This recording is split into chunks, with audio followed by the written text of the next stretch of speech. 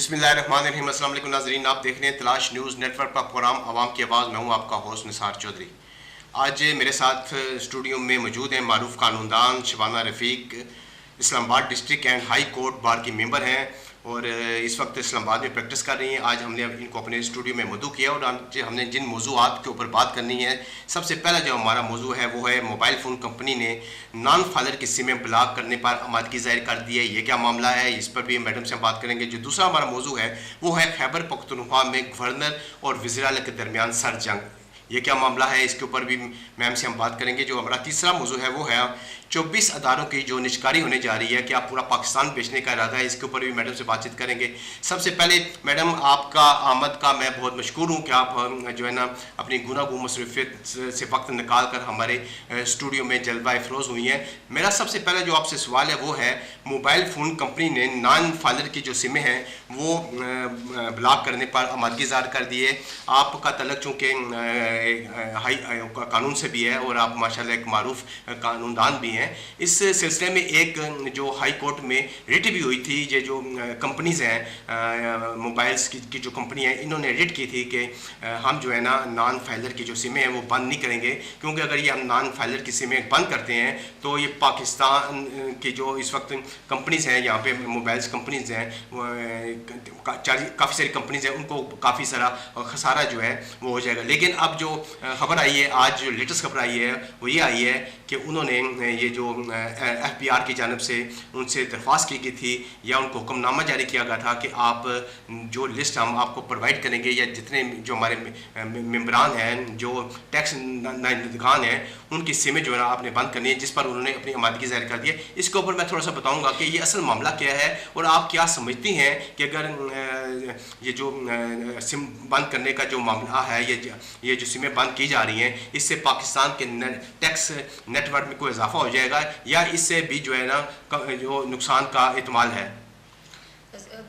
सबसे पहले तो मैं आपका शुक्रिया अदा करती हूँ कि आपने मुझे आज मदऊ किया और आपके जो सवाल हैं उसके ऊपर मैं 1 बाय 1 रोशनी डालूँगी।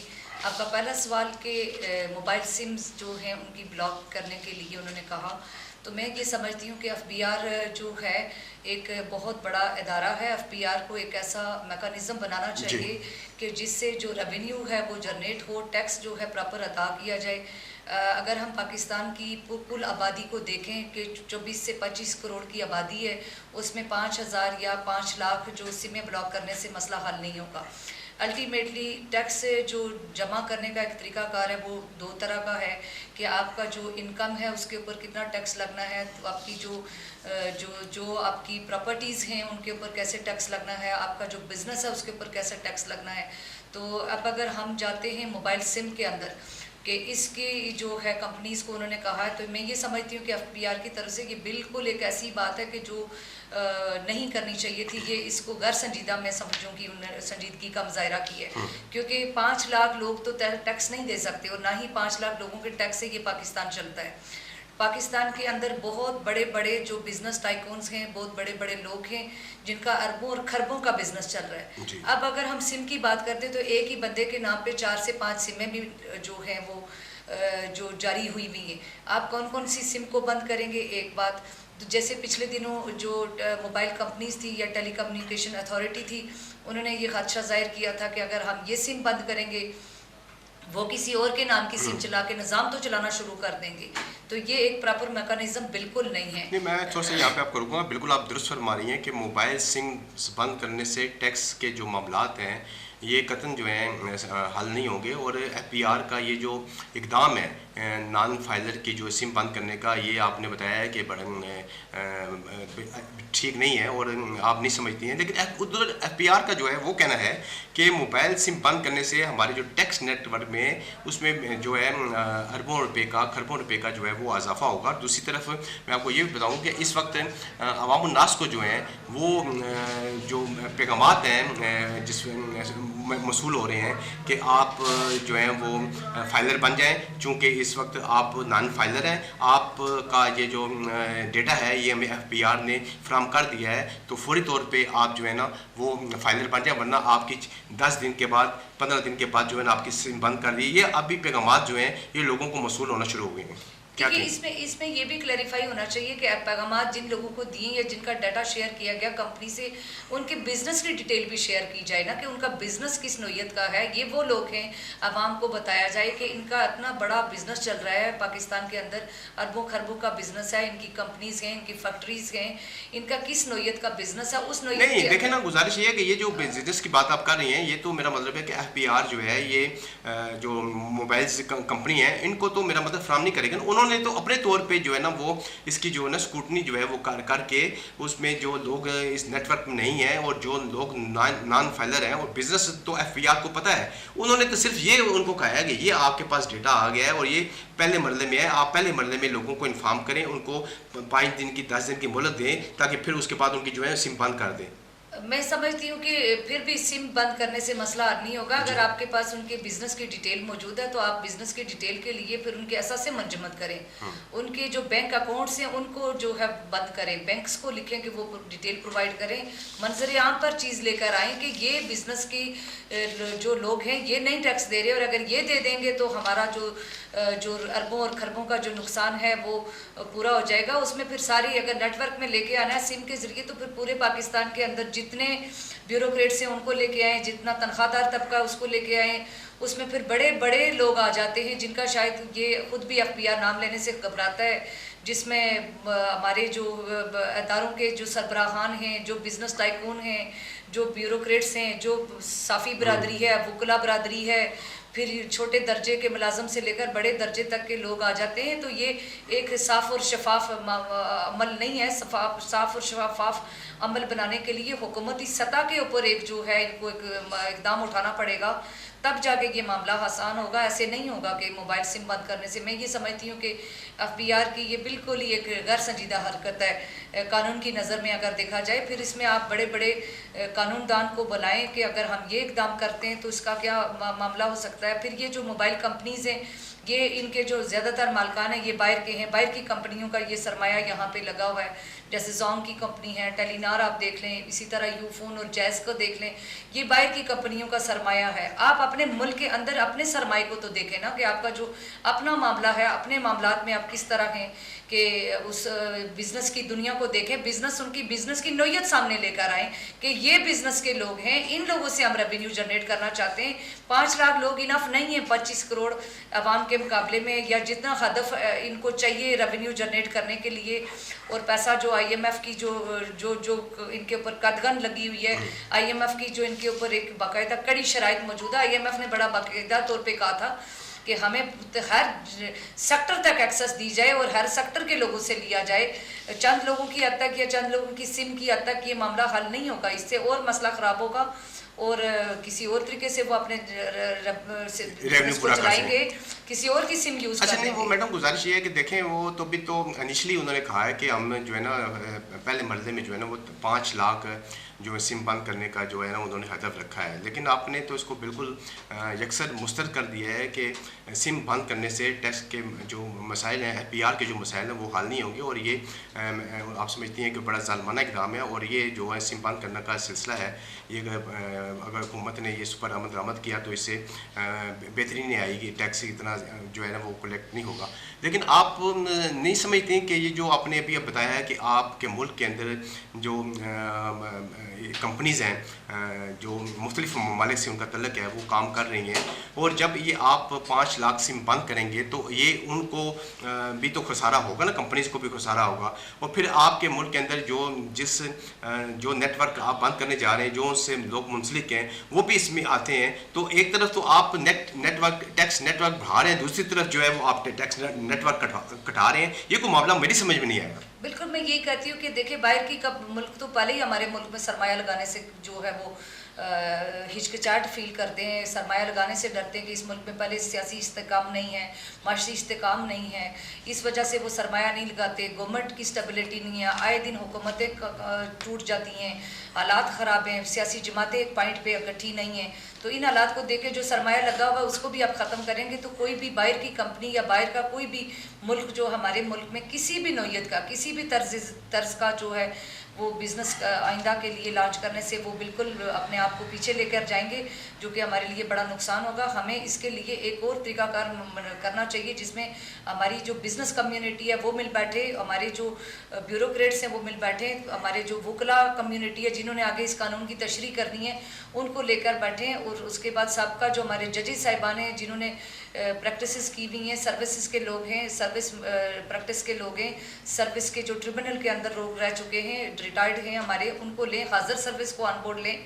एक प्रॉपर मैकेनिज्म आप बनाएं जिससे सच में जो रेवेन्यू जनरेट हो, टैक्स मिले। और जो सिम की बात आपने की, इसमें तो हम वैसे भी टैक्स तो दे रहे हैं ना। 100 रुपये का कार्ड जो हम लोड करवाते हैं उसमें से आप देखेंगे अभी आपको 100 रुपये में से 20-22 रुपये या हार्डली 30-35 रुपये मिलते हैं, तो वो जो 70-75 रुपया कटता है वो तो टैक्स की मद में ही कटता है। पहले काट रहा था, ठीक है, वो टैक्स ही तो कट रहा है, और क्या कट रहा है वो।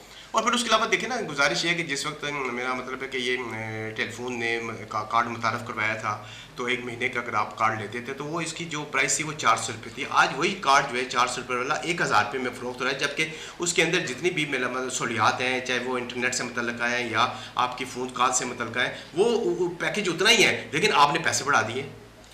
देखिए ये उस तरह से रेशो तो नहीं बढ़ी। देखिए जिस तरह मुल्क के अंदर आप देखें इस वक्त मैं अगर मुल्क की बाकी चीज़ें अशिया खुर्दोनोश की बात करूं तो हाल ही में आपने देखा पिछले 5-6 महीनों से कि जो खाने पीने की अशिया की कीमतें कहाँ गई हैं, यानी प्याज की कीमत कहाँ गई, टमाटर की कीमत कहाँ गई, आटे की कीमत और दालें और घी की कीमतें कहाँ गई, चीनी और दूध की कीमतें और दही की कीमतें कहाँ गई। उसकी निस्बत तो मैं समझती हूँ कि ये कार्ड एक गरीब आदमी के लिए 1000 रुपये में फिर भी बहुत मुनासिब कार्ड है उसके लिए, कि उसमें उसको इंटरनेट की सहूलत भी मिलती है, उसमें उसको फ़ोन कॉल्स की, मैसेजेस की सहूलत मिलती है।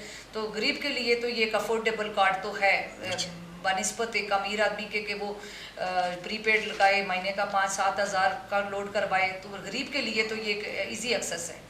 अच्छा मैडम, चूँकि आपका तल्लक शोबा वकालत से है और आपकी बड़ी गहरी नज़र है सियासत के ऊपर भी, आज पाकिस्तान के अंदर जो इस वक्त मौजूद सियासत है वो आपके सामने है, और आपको पता है कि आपके मुल्क पाकिस्तान में बड़ा अच्छा मौसम रहा है, बारिशें रही हैं, और अभी मई का महीना जा रहा है, गर्मी बढ़ गई है, और सियासी दर्जा हरारत में भी दिन ब दिन जो है वो इजाफा होता जा रहा है।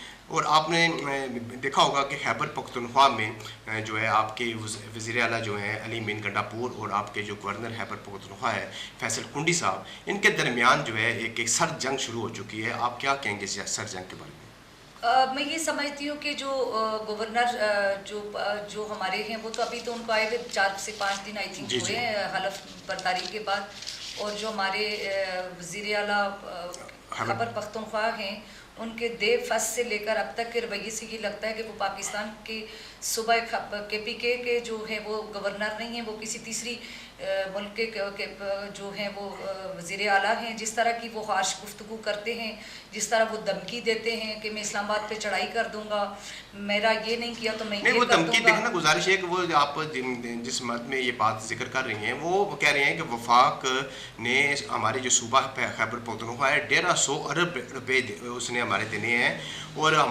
हमारे जो वफाक हमारे बकायजात जो है वो अदा नहीं कर रहा। मैं आवाम के हकूक़ जो हैं उनको देना चाहता हूँ, लेकिन जब तक वफाक हमारे पैसे रिलीज़ नहीं करेगा मैं अपने सूबे में कैसे तरक्याती काम कर सकता हूँ? देखिए मैं यही अर्ज़ करना चाह रही थी कि अभी तो हुकूमत को बने हुए बहुत ही थोड़ी सी मदद हुई है, जिसमें 8 फरवरी का इलेक्शन था, और अब आप देखें हम मई में बैठे हुए 8 मई को अगर देखें तो 2 माह और 4-5 दिन हुए हैं। उसमें हलफबर्दारियों से लेकर अब तक मेरे ख्याल से प्रॉपर तौर पे तो ये कभी सीट पे भी नहीं बैठे होंगे सिवाय धमकियों के और फिर इस्लामाबाद पे चढ़ाई करने की। हाँ, ये हम बात मानते हैं कि वफाक जो है वो इलामत है चारों सूबों की, जो तरक्याती मनसूबे हैं या उनके जो स्टेक्स हैं उनका ज़ामन है, उस वफाक से ही चीज़ें जानी होती हैं, वफाक की मंजूरी से जानी होती हैं। लेकिन इस बात का ये तरीकाकार नहीं है। अब देखें ना, हमने सूबा सिंध को भी देना है, हमें पंजाब को भी देना है, हमें KPK को भी देना है, हमने बलूचिस्तान को भी देना है, नादरन एरियाज़ को देना है, गिलगित बल्तिस्तान को देना है, आज़ाद कश्मीर के फ़ंड्स को भी रिलीज़ करना है। तो ये सारी वफाकी ज़िम्मेदारी को अगर हम देखें तो बहुत बड़ी ज़िम्मेदारी है वफाकी। लेकिन कोई और बंदा, कोई और सूबा, कोई और स्टेट, कोई और जगह धमकी नहीं देती सिवाय KPK के जो इस वक्त के हमारे वज़ीर आला साहब हैं, वज़ीर आला की बड़ी जिम्मेदारी है, वज़ीर आला साहब को बड़ी संजीदगी से बात करनी चाहिए।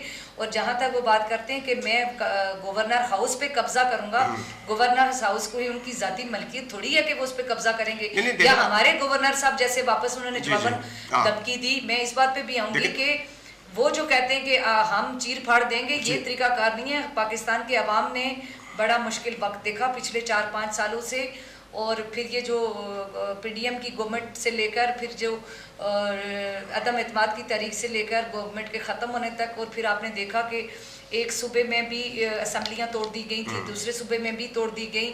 सूबे मुश्किल में थे, बिल्कुल किसी भी हुक्मरान के बगैर थे, किसी भी अपने वाली वारिस के बगैर थे। इस सारे की सज़ा अगर किसी ने भुगती है तो पाकिस्तान के अवाम ने भुगती है। जो महंगाई, अपना आलमी रिकॉर्ड जिसने तोड़ा, वो खून चूसा गया अवाम का, वो पैसा निकला अवाम की जेबों से, वो पैसा निकला अवाम के खून से। और आपने देखा पेट्रोल की कीमतें बढ़ा के अवाम के पैसों से, अवाम के खून से ये पैसा पूरा किया गया। उसके बाद इसी तरह और चीज़ों के लिए IMF की उस हदफ तक पहुँचने के लिए, उस ग्रे लिस्ट से निकलने के लिए पाकिस्तान के अवाम ने पिछले 3-4 सालों से कुर्बानी दी है, जिसके आप भी मुतासर हैं, उसकी मैं भी मुतासर हूँ, उसका आम शहरी मुतासर है, हर बंदा मुतासर है। तो इस तरह का रवैया अगर ये गवर्नमेंट ऑफ KPK करेगी, या इसी तरह वफाक दोबारा जवाबन धमकी देगा, तो मैं समझती हूँ कि स्टेबिलिटी नहीं आएगी। इन दोनों लोगों को चाहिए कि बैठ के काम करें। बड़े मौजूद हैं, सरबराहान मौजूद हैं, उनकी पार्टी के लोग भी संजीदगी का मुजाहरा करें, वफाक भी संजीदगी का मुजाहरा करें। ये मुल्क इस बात का मुतमल नहीं हो सकता। ठीक कह रही हैं आप, लेकिन बदतमीजी का, गालम गलोच का, क्योंकि जब आप किसी ओहदे पे पहुंच जाते हैं ना, मैं समझती हूँ कि आपका एक बड़ी जिम्मेदारी शामिल होती है। जिम्मेदार जगह से बैठकर आपके मुंह से इस तरह की बात दोनों तरफ का मैं कहूँगी कि अच्छी नहीं लगती। मैडम गुजारिश ये है कि देखें ना, वज़ीर खैबर पख्तूनख्वा अली अमीन गंडापुर साहब ने कहा है कि पार्टी के साथ हम जुल्म को बुलाकर आगे बढ़ना चाहते हैं, और सूबे के हकूक़ के लिए उन्होंने कहा कि अगर ना मिले तो हम इसके लिए तहरीक भी चलाएंगे। और फिर उसके बाद KPK असम्बली में उन्होंने कहा है कि ये जो साना 9 में हुआ था, इसकी जुडिशल कमीशन की जो इंक्वायरी है वो करवाइए, इसकी एक करारदाद भी जो है ना असम्बली से मंजूर हो गई है। लेकिन आप बिल्कुल बजा फरमा रही हैं कि इस वक्त जो हालात हैं पाकिस्तान के, स्पेशली जो हमारे मुल्क के अंदर सियासी अदम इस्तेकाम है, इसको अगर हमने बरकरार रखना है और पाकिस्तान को और इसके अवाम को हमने आगे लेके चलना है, तो हमें आपस के जो इख्तलाफात हैं वो न सिर्फ बुलाने होंगे बल्कि माजी की गलतियों से भी हमें सबक सीखना होगा। अच्छा मैडम, गुजारिश ये है कि आप माशाल्लाह जो है हमारे गाय बगाए हमारे ऑफिस जो है वो तशरीफ़ लाती हैं, तो मैं आप चाहूँगा कि आज आपसे जो है ना मज़ीद जो है ना वो बातें भी हम आपसे किए जाएँ। हमारा जो तीसरा मौजू था वो था पाकिस्तान के अंदर जो 24 अदारों की निचकारी होने जा रही है, इसके ऊपर थोड़ा सा मैं चाहता हूँ कि ये बताएं, ये 24 अदारे जो हैं ये क्या ऐसा तो नहीं कि आप पूरा मुल्क ही जो है ना वो बेचना चाह रहे हैं, जिसमें PIA भी है, उसके बाद इसमें हाउस बिल्डिंग फाइनेंस कॉर्पोरेशन भी है, उसके बाद ज़री तरक्याती बैंक भी है, और दीगर कई अदारे। अगर मैं 24 के अदारे का नाम लेना शुरू कर दूँ तो प्रोग्राम यहीं पर ख़त्म हो जाएगा। तो आप नहीं समझती कि ये जो अदारे हैं इनके साथ जो हज़ारों लाखों की तादाद में जो कारकुन रोज़गार के सिलसिले में वाबस्ता है, उनके हकूक़ की पामाली होगी? देखिए, बात इस तरह से है कि जो हमारे जो अदारे जो गवर्नमेंट के सेक्टर के अंदर आते हैं, जो जिनको सरकारी अदारे आप कह सकते हैं, PIA हो गया, बाकी जैसे आपने 2-3 और अदारों का नाम लिया है, तो अगर ये इदारे प्रॉपरली फंक्शन नहीं करते, ये प्रॉपरली काम नहीं करते, या वहाँ पे हम खसारे में जा रहे हैं, हम अपनी किसी गलती की वजह से या अपनी किसी नालायकी की वजह से या किसी भी अदर वजह से हम अगर सिर्फ खसारे में जा रहे हैं, तो इसका ये हरगिज़ मतलब नहीं है कि उन मुलाजमीन के लिए जो उस अदारे के अंदर मुलाजम हैं, उनकी सिर्फ तनख्वाही जाने की हद तक अगर हम कहें कि उन लोगों का क्या होगा, उनके लिए भी एक मुनासिब मैकेनिज़्म बनाना चाहिए। और जब भी कोई अदारा, जैसे लेस्को पेस्को का भी मैंने कल अखबार में पढ़ा था, और इसी तरह मैंने खबरों में भी सुना कि जो वापडा के हैं मामला, तो इनको भी वो प्राइवेटाइज करना चाहते हैं, शामिल है सारे। मैं कहती हूँ कि बिल्कुल होना चाहिए, क्योंकि जब ये निजी मलकियत में जाएंगे तो उसका ये फ़ायदा होगा कि जिसकी भी मलकियत में ये जाएंगे, जो भी इसको अपनी ये मलकियत में लेगा, वो कम अज़ कम एक ज़िम्मेदारी का सबूत यकीनी बात है देगा, दिल लगा कर काम करेगा, रेवेन्यू जनरेट करेगा। ये देखें, जितने इस वक्त मुलाजमीन हैं लेस्को पेस्को के, वो आप देखें कि बिल दे देते हैं आपको। मैं लेस्को की या पेस्को की अगर मिसाल लूँ तो लाख रुपया, 2-2 लाख, 4-4 लाख रुपया लोगों से उन्होंने बिल लिया। जब लोग गए तो उनको इंस्टॉलमेंट्स तक इवन नहीं करके दे रहे थे, कि पॉलिसी में ऐसा मुमकिन नहीं है, जबकि गरीब आवाम की कंजम्पशन इतनी नहीं थी। तो एक गैर मुनसफाना निज़ाम वहाँ पे चल रहा है और लोगों के लिए बड़ी मुश्किलात का सामना है। वो तमाम इदारे जो खसारे में जा रहे हैं, उस खसारे को बचाने के लिए अगर कोई नेक नियति से काम करना चाहता है, जो इसके लिए हुकूमत अगर कोई इनिशिएटिव लेती है, तो मैं समझती हूँ कि कोई इसमें बुरी बात नहीं है। ऑलरेडी हमारी, आपको पता है कि ये NHA जो थी वो पहले किसी और बाहर की कंपनी के थी। ये जो टूल टैक्स हम लगाते हैं, हमसे लिया जाता था, कितना अर्सा हमने इसकी एक हमारी लीज पे चल रहा था और बहुत सारे इदारे चल रहे हैं। तो मुल्क ऐसे नहीं बिकता।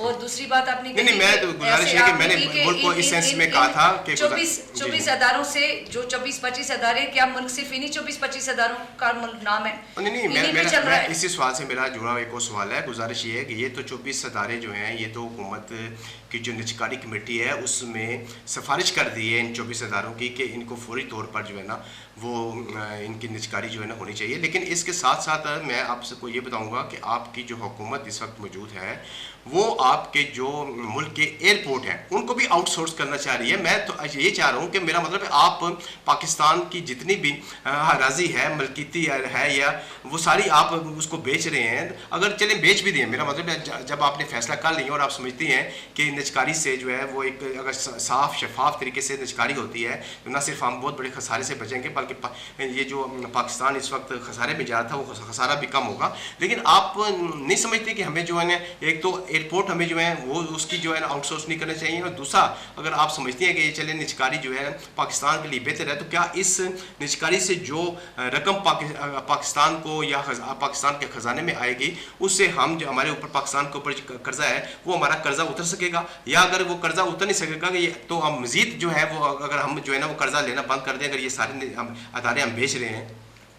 मैं ये समझती हूँ कि ये जो बेचने का लफ्ज़ है ना, ये निजकारी में और बेचने में ज़मीन आसमान का फ़र्क है। बेचने के लिए तो ये कि अगर बाहर का मुल्क का अगर कोई आके इसको ख़रीद रहा, बाकायदा सेल परचेज की बात होती है, तो फिर हम बेचने की बात करेंगे। निजकारी एक अलग बात है, बेचना एक अलग बात है।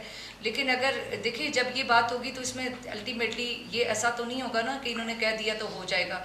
इसके ऊपर एक मुकम्मल होमवर्क होगा। उसके बाद जो गवर्नमेंट के अंदर लोग बैठे हुए हैं, असम्बलियों में बैठे हैं, सेनेट के अंदर बैठे हैं, जो ज़िम्मेदारान हैं इस वक्त इस पाकिस्तान के 24-25 करोड़ आवाम के वोटों से लेके वहाँ बैठे हुए, जब तक उनका जो आपस में जो कंसेंसस डेवलप नहीं होगा, ऐसा तो मुमकिन नहीं है। मैंने एक ज़माने में भुट्टो साहब के ज़माने की स्पीचेस सुनी थी, उसमें भी निजकारी की बात हो रही थी। हमने मुताला पाकिस्तान में निजकारी को पढ़ा के ये चीज़ें निजकारी होनी चाहिए। हमने फिर आगे जाके पॉलिटिकल साइंस में ये चीज़ें पढ़ी कि पाकिस्तान ये निजकारी करना चाह रहा था, फिर नहीं हो सकी। तो ऐसा नहीं है कि उन्होंने कह दिया तो हो जाना है। इसके लिए एक कंप्लीट होमवर्क होगा, और उस होमवर्क के अंदर जब तक तमाम पॉलिटिकल पार्टीज, तमाम स्टेक होल्डर्स और तमाम जो मुल्क के ज़िम्मेदार हैं, जब तक वो अपनी जो होमवर्क कंप्लीट नहीं कर पाएंगे, ऐसा बिल्कुल नहीं होगा। तो इसके लिए तो आई थिंक सो कि इट विल टेक टाइम, इतने जल्दी नहीं होगा। लेकिन अगर होता है, एक मैकेनिज्म बनता है, एक हमें रेवेन्यू आता है, तो इसमें कोई हर्ज नहीं। जी बिल्कुल सही है। अच्छा मैडम, मैं आप यहाँ तशरीफ लाई हैं, मैं आपकी मौजूदगी का फ़ायदा उठाऊंगा। और आखिरी जो मेरा आपसे क्वेश्चन है वो तो इस वक्त गंदम के मामले में तो आपको पता है कि उसके ऊपर सब चीज़ें जो है ना आवाम के सामने हैं, कौम के सामने आ चुकी हैं। मैं सिर्फ आपसे जो पूछना चाहूँगा कि ये गंदम के मामले में एक तहकीकाती कमेटी जो है वो PM साहब ने बनाई थी, और इसकी तहकीकाती कमेटी में उन्होंने कहा था कि फ़लाँ लोग जो हैं, जिसमें सबक निगरान वज़ीर आज़म भी थे, निगरान जो हमारी वज़ीर ख़जाना है शमशाद बेगम साहबा वो भी थी, उन्होंने तो बल्कि कमेटी बनाने से इनकार कर दिया था। इस कमेटी की रिपोर्ट के बारे में कहा गया था कि ये कमेटी जो है ये 4 दिन के अंदर अंदर अपनी रिपोर्ट पेश करेगी। इस रिपोर्ट का क्या बना? आज तक पाकिस्तान के अंदर जितनी भी अगर कोई कमेटी बनती है या कोई कमीशन बनता है, चाहे वो जुडिशल कमीशन हो या प्राइवेट कमीशन हो, मतलब कि अगर वो काम आपने नहीं करना, उसकी शफाफियत तक नहीं पहुँचना, तो कमेटी बना दें। तो आपने, मेरा मतलब है, अगर तो मेरा मतलब है कि आपने नहीं, शफाफियत की जहाँ तक आप बात कर रही हैं, अगर आपने शफाफियत कोई देखना था या शफाफियत कायम रहना चाहती थी, तो फिर आपने ये जो गंदम का स्कैंडल है, आपने इसको FIA या NAB के हवाले क्यों नहीं किया? इसके अंदर क्या बात थी? पहली बात तो ये कि मैंने पिछले दिनों जो जब ये स्कैंडल सामने आया था तो साबिक वज़ीर आज़म जो थे हमारे निगरान वज़ीर आज़म काकड़ साहब की गुफ्तगू भी सुनी। उन्होंने बड़े वाज़ेह अल्फाज में ये कहा कि ये मेरा काम तो नहीं है, ये तुम तलका इदारे का काम है जिसने ये सिफारशात भेजी। मेरे पास तो सिफारशात आई हैं, उनके ऊपर मैंने साइन कर दिए। उन्होंने कहा गंदम की कमी है। ज़ाहिर है हमें जब ये बताया जाता है वज़ीर आज़म ऑफिस में कि मुल्क के अंदर इस चीज़ की कमी है, ये हम बाहर से मंगवा के पूरी कर सकते हैं, आवाम की ज़रूरत तो वज़ीर आज़म की पहली तरजीह यही होनी चाहिए कि आवाम की सहूलत के लिए किसी भी हद तक जाकर वो उस कमी को पूरा करे। उसका तो बड़ा वाज़ेह तौर पे मौक़िफ़ अपना था। फिर जब हमने दूसरे दिन खबर सुनी कि जो कमेटी को मैंने उनको बुलाया गया, वज़ीर आज़म साहब को भी और मोहसिन नकवी जो उस वक्त के वज़ीर आला पंजाब थे उनको भी, तो थोड़ी देर के बाद समा न्यूज़ के ऊपर एक टिकर चला और एक बाकायदा तौर पे ब्रेकिंग न्यूज़ चली कि उनको नहीं बुलाया गया। तो जब तक जो सिर्फ वज़ीर आज़म साहब को बुलाना और साबिक वज़ीर आला को बुलाना इनफ नहीं है, क्योंकि जिन्होंने ये सिफारशात बनाई, जिन्होंने पुट अप की, उन सबको भी बुलाया जाए कि मुल्क के अंदर अगर गंदम थी तो आपने इजाफी गंदम क्यों मंगवाई, 200 अरब की गंदम पाकिस्तान क्यों आई, और फिर जब आई तो फिर आटा लोगों को क्यों नहीं सस्ता मिला, लोगों को तो वही कीमत का मिला। फिर अभी हमें ये जो सुनने में आया है कि गंदम जो थी वो बिल्कुल साफ़ नहीं थी, गंदी गंदम थी, कीड़ों वाली थी। तो पाकिस्तान के अवाम की अच्छी गंदम बाहर भेजकर तो बाहर की गंदी गंदम क्यों मंगवाई जाती है। इस मुल्क का नाम ही ज़रई तरक्याती मुल्क का नाम है। पंजाब जो है आपको पता है पाकिस्तान का सबसे बड़ा सूबा है तरक्की ज़रई मुल्क के लिहाज से, ज़रई सूबे के लिहाज से। तो उसकी जो रीढ़ की हड्डी हमें जो कहा गया, हमने किताबों में पढ़ा, हमने देखा, तो उस वक्त अपनी जब गंदम हमारी मुल्क में मौजूद होती है तो बाहर से क्यों मंगवाई गई। इस वक्त उस गंदम के पेश नज़र रख के जो गंदी गंदम मंगवाई गई भी है, स्टॉक की भी है पंजाब के अंदर, किसानों की जो अपनी जो इस वक्त की ताज़ा और बिल्कुल इस साल की गंदम है वो नहीं खरीदी जा रही, वो परेशान है, उनको स्टॉक करने के लिए जगह नहीं है, तो वो गंदम अगले साल ख़राब हो जाएगी, फिर वही उसमें कीड़े पड़ेंगे तो हम आवाम को दी जाएगी। तो मैं समझती हूँ कि हुकूमत पंजाब को, हुकूमत ये जो हमारी फेडरल की गवर्नमेंट है, इनको या चारों सूबों के अंदर जो भी ज़िम्मेदार हैं उनको आवाम की सहूलतों को मद्देनज़र रख के इन चीज़ों को करना चाहिए। और अब चूँकि इतनी गंदम आ गई हुई है और अपनी मौजूदा भी इस वक्त की जो फसल हुई है, जो हमने अभी जो गंदम हमने थ्रेश आउट की है, इसके पेश नज़र आवाम को सहूलत दें और आटा भी सस्ता किया जाए और गंदम से जुड़ी तमाम चीज़ें जो बनती हैं वो भी सस्ती की जाए, ताकि सही मानों में आवाम को पता चले कि कोई हुकूमत है, कोई उनका पुरसाने हाल है। और ये जो हमेशा रमज़ान पैकेज के नाम पे या किसी और पैकेज के नाम पे, सस्ती रोटी के नाम पे ये जो सब्सिडीज़ दी जाती हैं या अरबों के पैसे खाए जाते हैं, बाद में स्कैंडल बनते, इससे बेहतर है कि फिर वो सब्सिडीज़ जो हैं तलका इदारों को दी जाएं ताकि आवाम को यकसां जो है सहूलत मैसर हो, अमीर को भी गरीब को भी। तो ये जो तबकाती तफरीक है इसको ख़त्म कर दिया जाए। अमीर तर होता जा रहा है, गरीब तर होता जा रहा है, गरीब की मुँह से नवाला छीना जा रहा है, अमीर के लिए तो वैसे भी कोई मुश्किल नहीं है। तो इस तरह का जो हमारी हुकूमतों को आवाम के नाम पे आते हैं, आवाम के लिए आते हैं और आवाम के लिए सोचें, ज़्यादा मुनासिब यही होगा। बड़ा आपने तफसील के साथ गंदम के मामले में मैं समझता हूँ कि आपने अपना मौक़िफ़ जो है वो पेश किया है। जैसा कि आपने कहा है कि इतनी वाफर मिकदार में आपके मुल्क के अंदर गंदम मौजूद थी, तो फिर आपको बाहर से गंदम मंगवाने की क्यों ज़रूरत पेश आई, और इसकी एक गैर जानिबदाराना शफाफ तरीके से इंक्वायरी जो है वो होनी चाहिए, और स्पेशली इसमें जो है इस मामले को जो है नैब के वाले किया जाना चाहिए। अच्छा मैडम, गुजारिश ये है कि आपका तल्लुक़ मैंने पहले भी बताया कि चूँकि शोबा वकालत से है, इस वक्त आपने देखा होगा कि पाकिस्तान तहरीक इंसाफ की जानिब से मुतालबा किया जा रहा है कि इमरान खान साहब का जो मामला है सन 9 मई के हवाले से, उस पर एक जुडिशल कमीशन जो है वो बनाया जाए। आपने अभी थोड़ी देर पहले मुझे बताया कि हमारे मुल्क में जितनी भी कोई कमेटियाँ बनती है या जितनी भी कोई तहकीकाती चीज़ें सामने आती हैं, चाहे वो जुडिशल कमीशन हो, तो उसकी जो रिपोर्ट आती है उसको हम नहीं मानते। तो मुझे सिर्फ आपसे जानना ये है कि अगर ये सन 9 मई के ऊपर भी अगर हम कमीशन बना देते हैं, तो इस कमीशन ने भी जो नताइज कौम के सामने लाने हैं, क्या हमारी सियासी जमातें इनको मान लेंगी? मुझे अभी तक याद है, आप कमीशन की बात करते तो जब ये आपके सामने बहुत दूर की बात नहीं है, ये बिल्कुल ताज़ा हमारे जहनों में है, हमने देखा भी, हमने सुना भी और कैमरे की आंखों ने महफूज भी किया। ये जब मियां नवाज शरीफ साहब का केस चला था, केस था ऑफशोर कंपनीज़ का, मुल्क के बहुत सारे 400 समथिंग कंपनीज़ के नाम, लोगों के नाम गए कि इनकी ऑफशोर कंपनीज़ हैं। फिर कुछ लोगों को टारगेटेड किया गया और आखिर में बिल्कुल श्रिंक करके मियां नवाज शरीफ और उनकी फैमिली तक इसको रखा गया और चंद और सियासी लोगों को, चंद लोगों तक महदूद कर दिया गया। सवाल था सुप्रीम कोर्ट ऑफ पाकिस्तान के सामने ऑफशोर कंपनी का।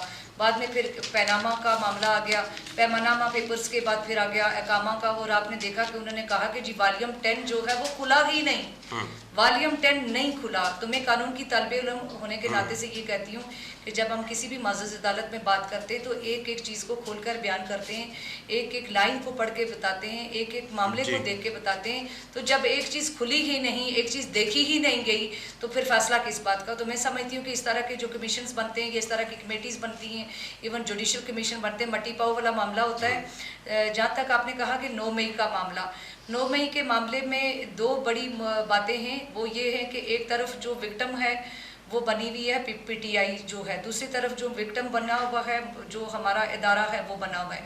तो जहाँ तक इन दो चीज़ों का अगर हम जब डिफ्रेंशिएट करते हैं, जैसे हम जब देखते हैं इदारे की तरफ से बात को देखते हैं तो हमें ये लगता है कि डेफिनेटली जो शोहदा की जो यादगारें हैं उनको जो जब निशाना बनाया गया, उनकी बेहुरमती की गई, जिना हाउस का किया गया, जलाओ गिराव किया गया, अंदर तक पहुँच गए ये लोग, तो हम ये समझते हैं कि ये भी बड़ी गलत बात है और ये रस्म नहीं चलनी चाहिए थी। बहुत सारी जमातों ने एहतजाज किए। जुल्फ़िकार अली भुट्टो साहब का आपने देखा कि जुडिशल मर्डर हुआ, उस पर भी एहतजाज हुआ और बहुत लोगों ने खुदकुशियाँ भी की भुट्टो साहब के लिए कि हम उनके गम में, उनके इश्क में जो है वो इस तरह कर रहे हैं। बहुत ज़्यादा बेगम साहिबा को, नुसरत भुट्टो साहिबा को और मोहतरमा बेनज़ीर भुट्टो को पाबंद सलासल किया गया, नज़रबंद किया गया, मुल्क बदर कर दिया गया। लेकिन इस तरह का एजिटेशन कभी नहीं आया कि वो सरकारी इमलाक तक जाएं या सरकारी अदारों तक जाएं या बेगुरमती तक जाएं। इसके बाद नून लीग का अगर हम कहें तो 2 दफ़ा जो है वो गए, मुल्क बदर हुए नवाज शरीफ साहब। एक दफ़ा सऊदी अरबिया गए और एक दफ़ा आपने देखा कि दुबई, लंदन में गए और इलेक्शन से पहले आए भी अपनी बेटी को साथ लेकर। उनको पता था कि हम कोई वहाँ पे हलवा पूरी तो नहीं खाने के लिए जा रहे, जो जेल जाने के लिए जा रहे हैं। तो अल्टीमेटली वो मिसाल भी आपने देखी। और उसके बाद और बहुत सारे हमारे पॉलिटिकल वर्कर्स, पॉलिटिकल लीडर्स जो हैं वो जेलों में गए। जरदारी साहब की इवन मिसाल लें तो उनकी ज़बान तक काट दी गई और वो भी जेल के अंदर रहे, तो उन्होंने भी इस हद तक नहीं गए। रह गई बात पीटीआई की, तो पीटीआई विक्टिम ज़रूर बनती है कि हम उस साने के विक्टिम में इमरान खान साहब को इस्लामाबाद हाई कोर्ट की हदूद से जो है वो अरेस्ट कर दिया गया था। इमरान खान साहब कहते हैं कि उसके बाद जो कुछ हुआ मुझे कुछ नहीं पता, लेकिन मैंने खुद उनकी एक जगह बात सुनी थी। उन्होंने कहा कि अगर ये करेंगे तो इस तरह तो रिएक्शन तो आएगा। रिएक्शन का मतलब तो ये नहीं है कि आप रिएक्शन ना लेकर आएँ, आप एहतजाज करें। एहतजाज आपका जमहूरी और बुनियादी और फंडामेंटल राइट है एहतजाज करना। आपका आवाज़ उठाना हक है, हर जमात का हक है। और सुप्रीम कोर्ट ऑफ पाकिस्तान ने ये कहा, इस्लामाबाद हाई कोर्ट ने ये कहा, चारों सूबाई हाई कोर्ट्स ने ये कहा कि आप किसी को एहतजाज से नहीं रोक सकते, इसके ऊपर फैसले मौजूद हैं। लेकिन ये किसी अदालत ने नहीं कहा, ये कोई एथिक नहीं कहता कि आप इस हद तक चले जाएँ और आप शहीद भी हो जाएँ और यानी आप वो क्या कहते होते हैं, शहीदों की लिस्ट में भी शामिल हो जाए, विक्टिम की लिस्ट में भी शामिल हो। ऐसा नहीं है। मैं ये समझती हूँ कि पीटीआई के अंदर भी कुछ लोग जो हैं जो बिल्कुल बेगुनाह थे, जिनका उस मामले से कोई तल्लक नहीं था, उनके साथ भी अगर ज्यादती होती है इस मामले की आड़ में तो ये नहीं होनी चाहिए। इसी तरह कल परसों मैंने चीफ ऑफ आर्मी स्टाफ की गुफ्तगू सुनी। उन्होंने कहा कि अगर शक की बुनियाद पर किसी को उठाया गया था तो सुप्रीम कोर्ट के फैसले की नज़र में हम उनको वैसे ही शक का फ़ायदा दे चुके हैं, उन लोगों को रिलीज़ कर चुके हैं और बहुत सारे लोग रिलीज़ भी हुए। और इस आड़ में मैंने प्रैक्टिकली ये देखा कि जिन लोगों का तलक पीपल्स पार्टी से भी पीटीआई से बिल्कुल भी नहीं था, किसी और जगह किसी की कोई गरज थी तो थाने वालों ने उनको भी उठाया इसी 9 मई वाक़े के अंदर डालकर। तो इस तरह की ज्यादती भी नहीं होनी चाहिए। हाँ, मैं ये ज़रूर कहती हूँ कि कल्प्रिट जो भी है वो दानिस्ता है या गैर दानिस्ता है, उसको ये ज़रूर सामने आना चाहिए ताकि आइंदा कोई सियासी जमात, आइंदा कोई सियासी वर्कर इस तरह की गुस्ताखी, इस तरह की बदतमीज़ी ना करे। क्योंकि जिस तरह पीटीआई एग्रेशन में आती है और गालम गलोच तक चली जाती है, हमले पे चली जाती है, धमकियों पे आती है, हमलों की बात करती है, इस तरह तो इंडिया हमें धमकी नहीं देता। इस तरह तो हमें कोई और मुल्क जिसके साथ हमारा सरहदी कशीदगी चलती है वो धमकी नहीं देता। तो अपने मुल्क में हम समझते हैं कि इंतशार नहीं होना चाहिए। सियासी जमातों के अंदर सियासी शऊर भी होना चाहिए। सियासत का मतलब ही यही है, किसी की भी सुने, अपनी भी सुनाएं। हटदर्मी बिल्कुल नहीं होनी चाहिए। और पीपल्स पार्टी PTI और नून लीग जो हैं, ये तीनों जमातें जो एक दूसरे के साथ लड़ी हुई हैं, सियासी इख्तलाफात हैं, इनको बलाए ताक रख कर मुल्क का, अवाम का और इस पाकिस्तान की सालमियत का, पाकिस्तान की हाकमियत का सोचे, मैं ये समझती हूँ। शबाना रफ़ीक साहिबा, आपका बहुत शुक्रिया, आपने अपने मसरूफ़ वक्त में से निकाला और आज हमारे स्टूडियो में तशरीफ़ लाई। नाज़रीन, आपने शबाना रफ़ीक मारूफ़ कानूनदान हैं, इनके हालात सुने। इसके साथ ही मेरे प्रोग्राम का वक्त ख़त्म होता है। मुझे दीजिएगा इजाज़त। अल्लाह हाफ़िज़।